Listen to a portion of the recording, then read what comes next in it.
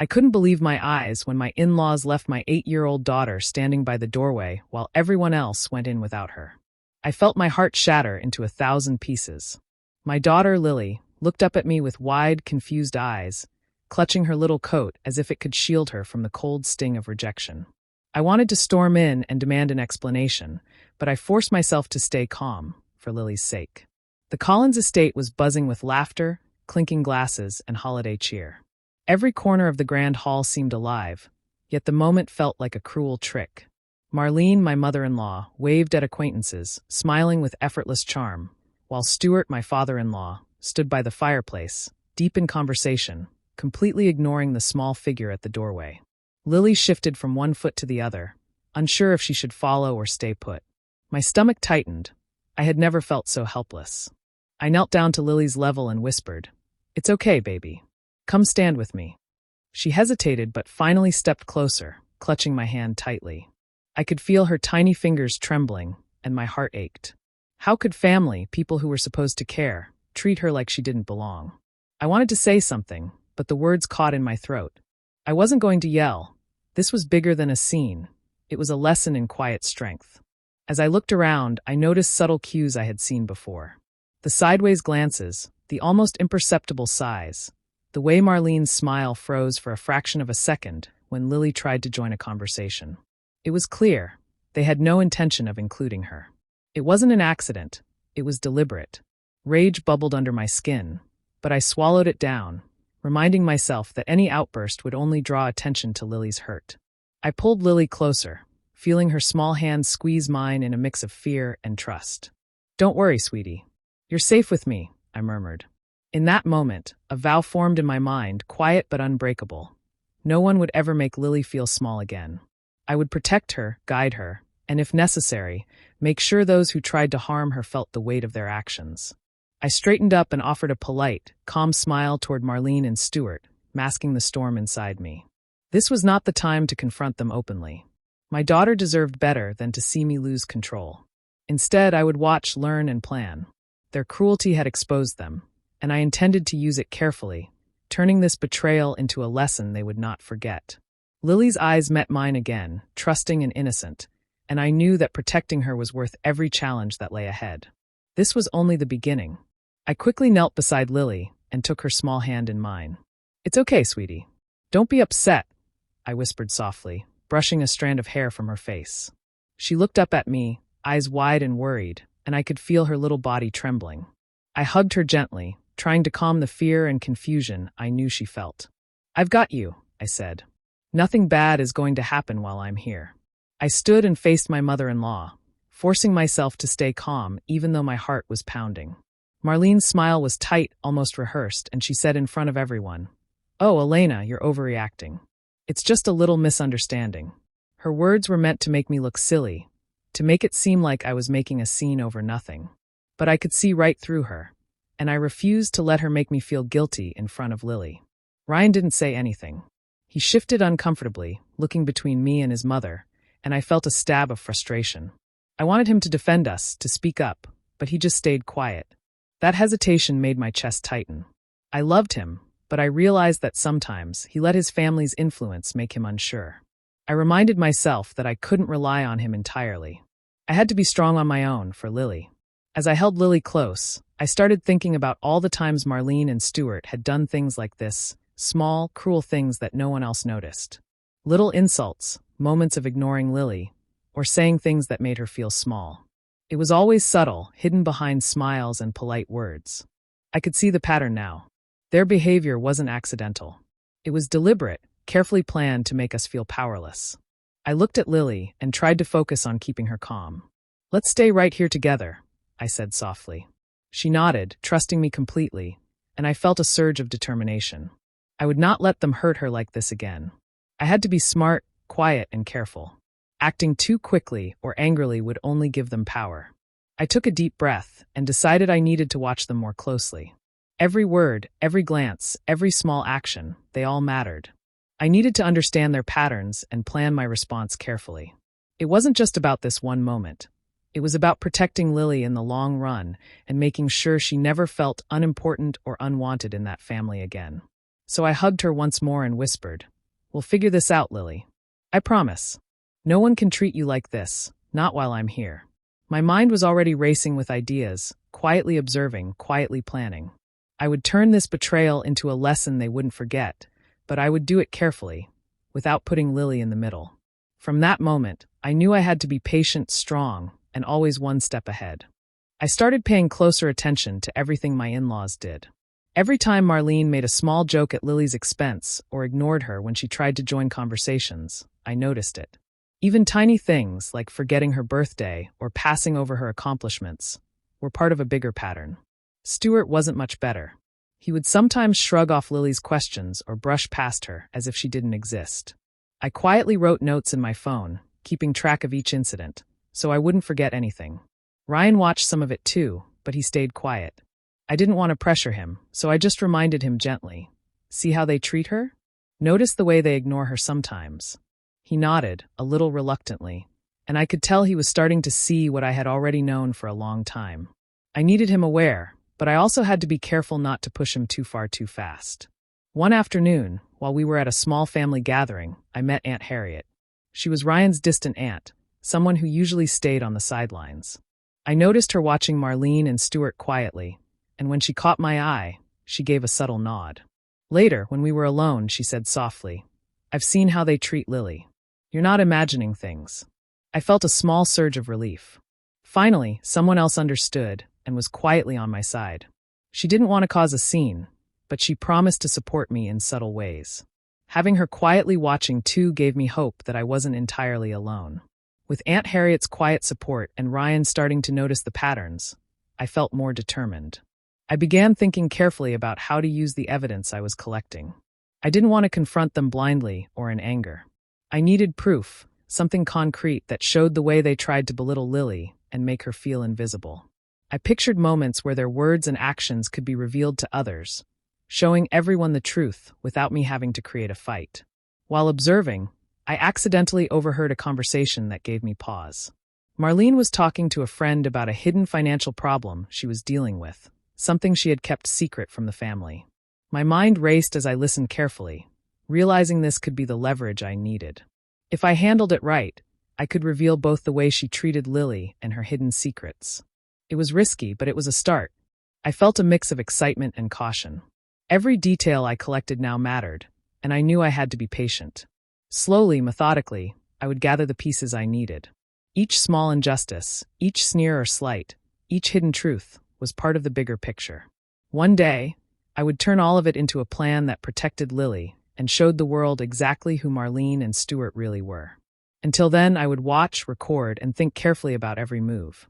At the next family gathering, I made sure Lily was included in every conversation. When Marlene made a sharp comment about Lily being clumsy, I smiled warmly at my daughter and said, "Lily worked really hard on her school project this week. She even stayed up late finishing it, and it turned out amazing." I could see Marlene's smile falter for a moment, and I knew the subtle reminder of Lily's efforts had embarrassed her quietly. I didn't make a big deal, but everyone around noticed Lily's accomplishments, and she beamed with pride. During the evening, I started pointing out little inconsistencies in Marlene and Stuart's words, but in a careful way that didn't seem confrontational. When Marlene tried to take credit for organizing something Lily had actually done, I casually mentioned, "It's impressive how Lily planned all of this herself. She really thought about every detail." Stuart looked slightly uncomfortable, realizing the truth was being acknowledged. It wasn't dramatic, but it was enough to let others notice without me openly attacking them. Ryan was watching all of this. I noticed the way he glanced at me, a mixture of surprise and admiration. He saw how I handled the situation without anger, how I protected Lily and yet exposed their small manipulations subtly. I realized he was starting to trust my judgment more, beginning to respect the decisions I was making. That gave me a quiet confidence. I didn't need to force him to act. He was beginning to see the situation clearly on his own. Marlene started to notice the shift too. Her comments became sharper, and I could sense that she was growing uneasy. She tried to regain control, subtly directing attention away from Lily, whispering remarks to others, and attempting to isolate her. I saw her frustration growing as my calm, strategic actions kept shining a light on her behavior. It was clear she understood something was changing, that I wasn't going to allow her to belittle my daughter without consequence. I made sure every interaction with Lily reinforced her confidence. When Marlene tried to exclude her from a small game or activity, I stepped in naturally, including Lily in ways that highlighted her strengths and talents. People started noticing the difference in Lily's energy and presence, and it irritated Marlene even more. She tried small manipulations, but I stayed calm and clever, always one step ahead. By the end of the evening, I could see it clearly. Marlene's attempts to control the room and Lily's involvement were failing. She was escalating, trying new ways to isolate my daughter, but I had already anticipated some of her moves. I smiled to myself quietly, knowing that I was slowly taking back control in a way that was safe, subtle, and effective. Lily was happy, I was calm, and Marlene's discomfort was a sign that my small, careful strategies were working. After the party, I took Lily to her room and sat on the edge of her bed. I held her close and whispered, "I'm proud of you, sweetie. You were brave today." She smiled shyly, leaning against me, and I could feel the trust and love growing between us. I wanted her to know that no matter what her grandparents did, she would always have me. We spent the evening reading her favorite stories, talking quietly about school and friends. Each small moment was important. It reminded her she was safe and loved, and it reminded me why I had to stay strong. The next few days, I paid close attention to how Marlene tried to manipulate others. She would make comments to friends or family, trying to make Lily look small or like she didn't belong. I learned to step in subtly. Sometimes I would correct a statement casually. Sometimes I would highlight a positive fact about Lily, always in a calm, quiet way. I could see people starting to notice, even if they didn't say anything out loud. Slowly, I was turning the small manipulations against Marlene without confrontation, using her own behavior to reveal her true attitude. I also thought carefully about past mistakes my in-laws had made. Every slip, every bad decision, every time they had treated someone unfairly. These were things I could use if needed. I began casually reminding friends and relatives of certain events, in a way that didn't look like revenge. Just small hints here and there, letting others realize that Marlene and Stuart weren't as perfect as they tried to appear. It was subtle but effective. People started questioning their actions quietly, and I felt a sense of quiet satisfaction. Ryan was more difficult. I could see he was torn between loyalty to his family and his growing understanding of the way they treated Lily. Sometimes he hesitated, unsure whether to speak up or stay neutral. I didn't push him, but I gently reminded him, "You know what's right, Ryan. We can't let this go unnoticed." Slowly, he started observing more closely, and I knew he was beginning to choose supporting me and protecting Lily over blindly defending his parents. It was a slow process, but I could see the shift. One evening, while going through some family documents for household planning, I discovered something important. Stuart had a hidden business problem that no one outside the family knew about.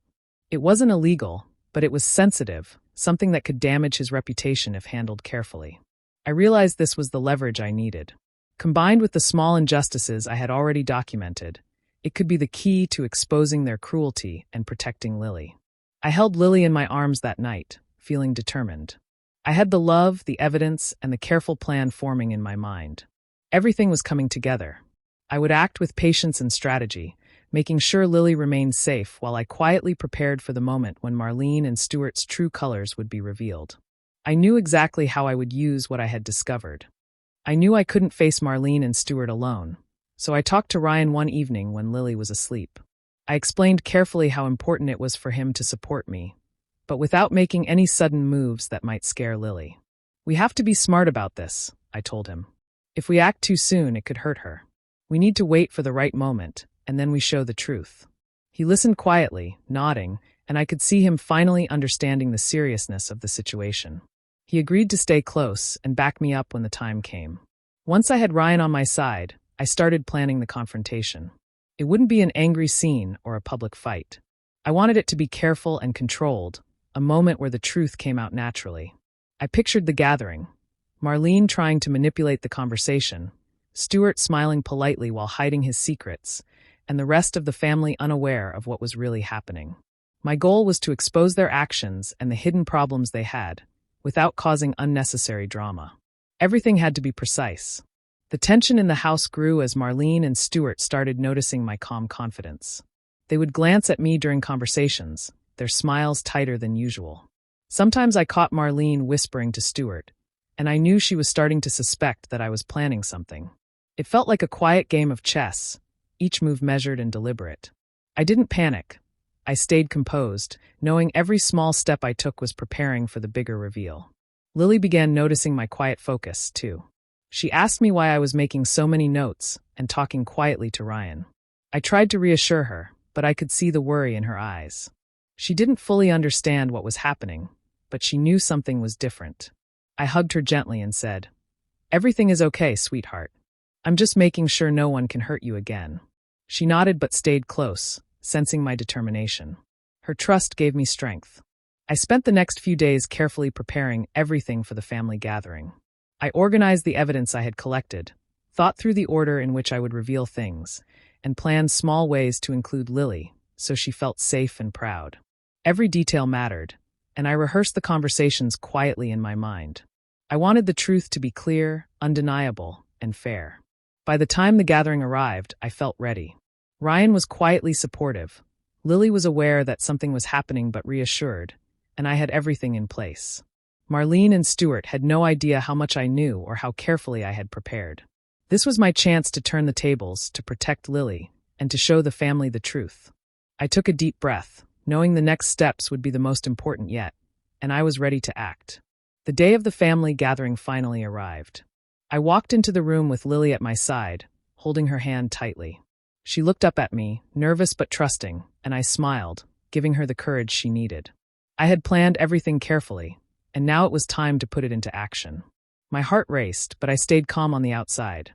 As the party went on, I waited for the right moment. When Marlene began making a small, cutting remark about Lily in front of the relatives, I stepped forward.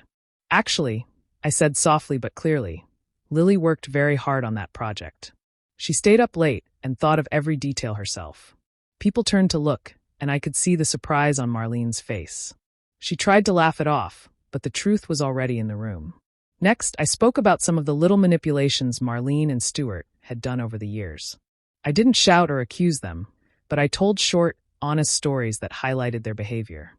I mentioned times they ignored Lily, tried to take credit for her efforts, and subtly belittled her in front of others. I watched their expressions carefully. Marlene's smile dropped, and Stuart looked uncomfortable. I could see the tension rising as their hypocrisy became visible to everyone. I made sure Lily was involved in a positive way. I asked her to share one of her recent accomplishments with the family. She spoke confidently, her words clear and proud. I felt a rush of pride as she stood tall, showing everyone how strong and capable she was. The room's attention shifted, and it was clear that Lily had grown. She wasn't afraid or small anymore. She was shining, and it made Marlene and Stuart even more uneasy. Ryan stepped forward too. He put a hand on my shoulder and gave a small nod of support. "Elena is right," he said quietly but firmly. "Lily deserves to be seen and respected." Hearing him speak like that, in front of everyone, gave me strength. I knew I wasn't alone, and it showed Marlene and Stuart that their influence over the family was slipping. By the end of the evening, I could see the effect of my plan. Marlene and Stuart looked shocked, their usual control gone. Family members were whispering among themselves, realizing what had been happening. I had exposed their cruelty without raising my voice or losing my dignity. I had protected Lily and shown her the power of honesty and courage. After the party, I hugged Lily tightly. "You were amazing tonight," I whispered.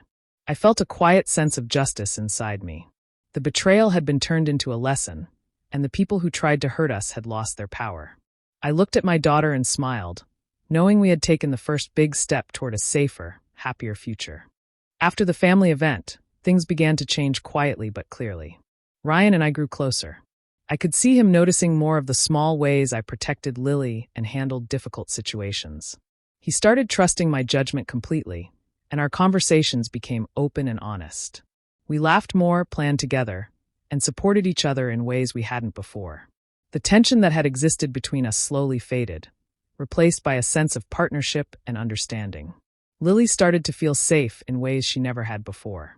She smiled more, talked about her day freely, and even joined new activities at school without hesitation. I watched her grow with pride, seeing her confidence bloom. She no longer looked to me with worry or doubt. She knew I would always be there to protect her. Her happiness became a quiet victory, and I felt a deep sense of relief knowing that my efforts were making a difference. Marlene and Stuart tried small ways to regain control.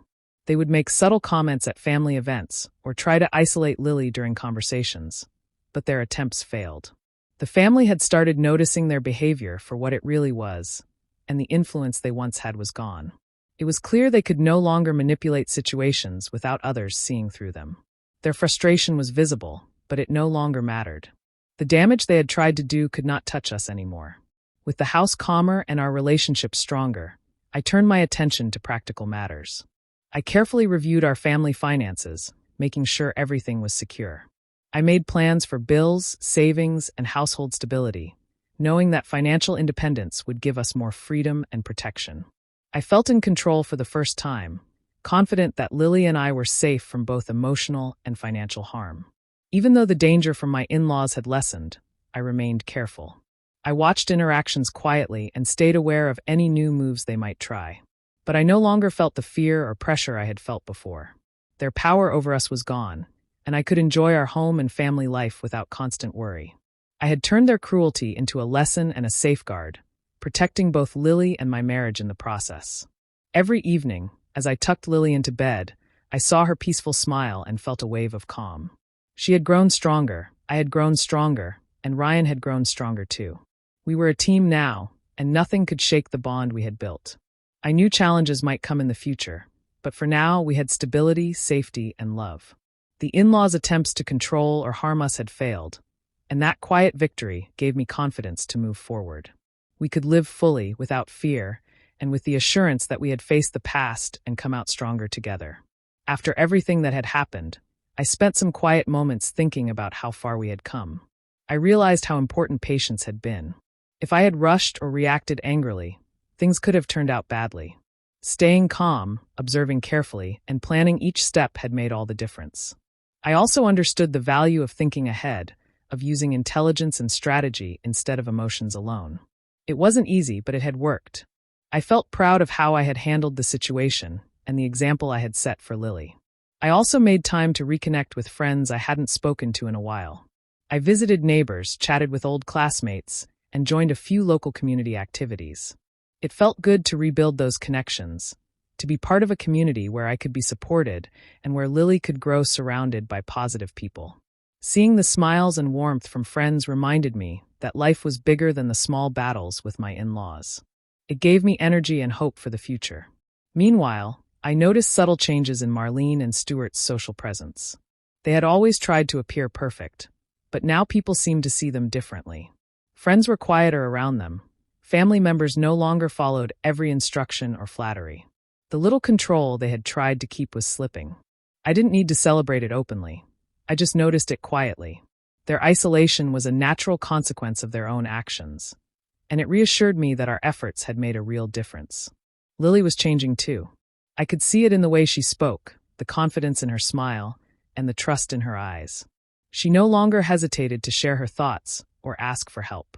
She knew I would always be there to protect her and support her. That trust was precious, and I cherished it. I realized that my main goal had always been to give her a safe, happy environment, and now she could truly feel secure. Watching her grow made all the effort worth it. I reflected on everything I had learned. Protecting Lily had been the most important thing, and it would always remain that way. I had learned to act with care, to stay composed under pressure, and to think ahead. I had seen that patience, love, and strategic action could achieve what anger or confrontation alone could not. My strength and resilience had helped Lily feel safe and had ensured that our little family could thrive. As I watched Lily play quietly in the living room, I felt a deep sense of calm and fulfillment. I knew there would be challenges in the future, but I also knew that together we could face them. My priority had always been her well-being, and that would never change. Love, careful planning, and quiet determination had given us a strong foundation. I felt confident that, no matter what came next, we would continue to grow, safe and protected, and ready for whatever life brought our way. It had been months since the big family confrontation, and life had begun to settle into a new, calmer rhythm. I could finally feel a sense of closure. Marlene and Stuart had faded quietly from the center of our lives. Their attempts to manipulate or control us had stopped, not because I had fought with them directly, but because I had stayed calm, careful, and strategic. Justice had been served in its own way, and it felt satisfying without any need for anger or revenge that could hurt Lily. One afternoon, as Lily and I sat together at the kitchen table, I noticed her watching me closely. She had a small, thoughtful look on her face. "Mom," she said softly, "I'm glad you stood up for me. I feel safe now." I reached over and held her hand, squeezing it gently. Her words made my chest warm with a quiet pride.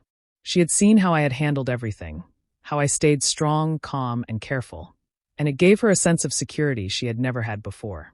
That was worth more than anything else. I thought back to all the steps I had taken, the careful observations, the subtle strategies, the way I had protected Lily while exposing the truth.